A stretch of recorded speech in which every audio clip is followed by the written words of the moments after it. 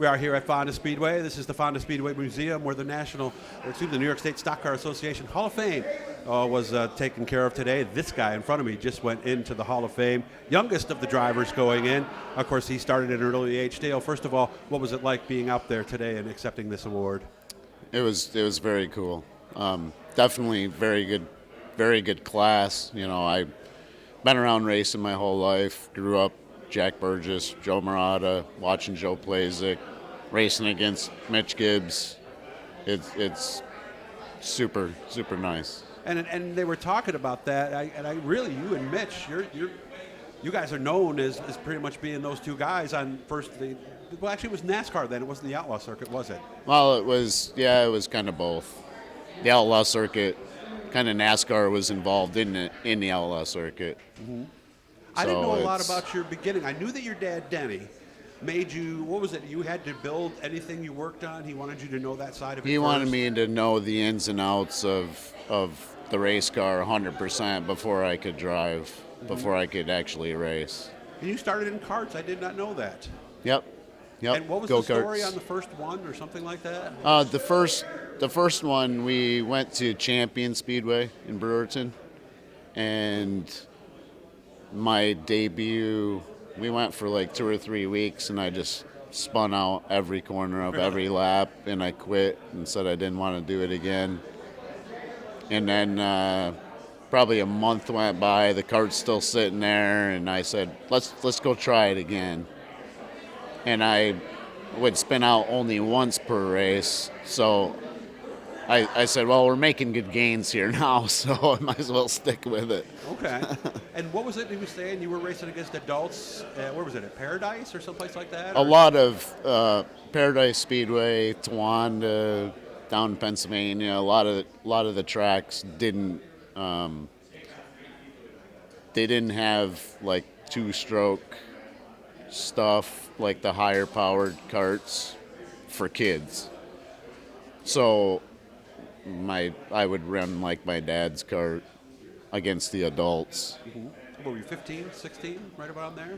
No, this is going back like between 10 and oh, really? 10 and 13. You were racing against, were you winning? Yeah. Okay. Yeah, for one, did pretty good once I turned 10 or so, got a better kart and started going to Paradise. I was doing way better. Were you thinking at that point that this could be a career for you, or was that not even a thought? Oh, definitely not back then. It was just racing. You didn't want to be a professional race car driver? Well, yeah, I did. But I mean, being a young kid like that, you're not thinking really. I was never really thinking, like, what do I want to do? I just always live in the moment. When did you move to modifieds? 86 was my first year in modifieds. I was 16. 16. Okay, yeah. That's what. Okay, I missed some of the story. It was a great introduction, by the way. Yeah, it was very good. That Steve Williams, he was like one of my dad's best friends. Mm-hmm. All growing up. Obviously, we've still stayed friends. He's known me since before I was born. So. Was he like a crew chief almost? Because I know. He was the crew chief. You know, he owned the engines in my dad's modifieds, and then when I started, he just kind of continued helping as a whole family thing. I see. How does Dundee fit into all this? Dundee's where I started racing modifieds. Okay. Did we win at Dundee? No. Never. Oh yeah, I won, okay. But not the first year in my. It took me 2 years of racing modifieds before I qualified for a feature. Okay. When did we start to come to Fulton? Because that's when I think 89. of your tracks, that's kind of the one I think 89. of the most. Okay. Why? Just we were racing Friday nights and not Saturday nights, and just decided where are we going to go Saturday? We'll try Fulton, and went there. I think I won there my 4th time there. Really? In '89, so that was actually my first ever win. Was that your favorite track? Maybe your most successful track when you get down to it? Probably most successful That and Utica Rome, Okay. both. But those are honestly the places that I race the most. Yeah. Most of the time we just raced, Saturday and Sunday, or then I raced Brewerton like early 90s, started doing Brewerton, Fulton, Utica, the outlaw circuit. When did this Mitch Gibbs guy start showing up? That was, I think, like Mid-90s? 95.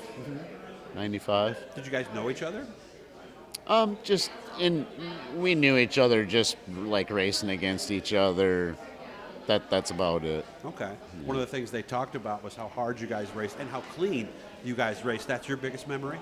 That's my biggest memory with Mitch. Was very, very hard racer, but super clean. I always try to be clean as well.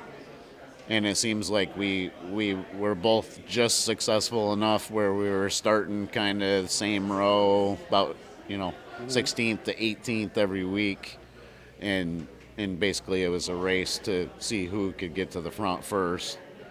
And sometimes he'd beat me to the front, and sometimes I'd beat him to the front. Whichever way it went, it was very hard to reverse that. Like whoever got to the front first generally stayed first. Okay. Most sports, most people who are successful talk about that one person that drove them to make them better. Was Mitch that guy for you? Or was it somebody else, maybe in the outlaw circuit days? It was definitely Mitch, Kinsella,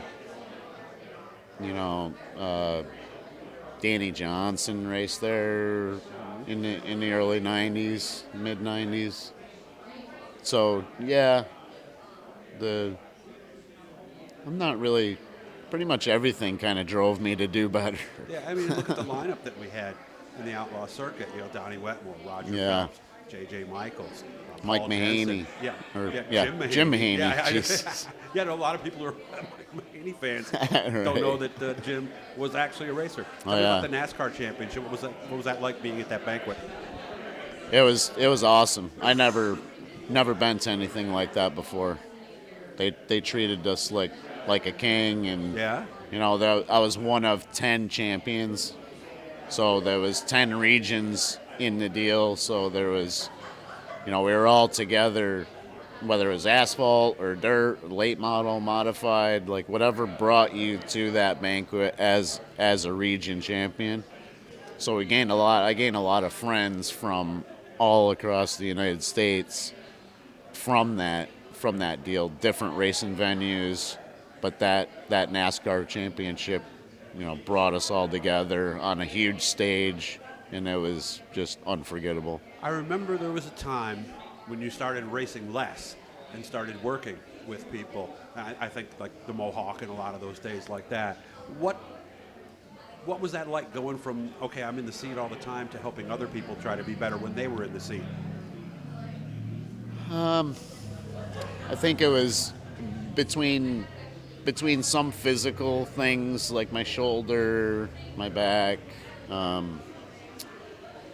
really, like I said earlier, I just want to be involved in the sport. It's all I know. Like, I always raced for a living my whole life, and I just really needed to find something to stay in it, Yeah. And going back to the, not qualifying for a year or two with a modified before actually qualifying, and actually sticking with that for that amount of time was tough. So, guys that are up and coming or just getting going, I really enjoy trying to accelerate that deal. Mm-hmm. The whole learning curve.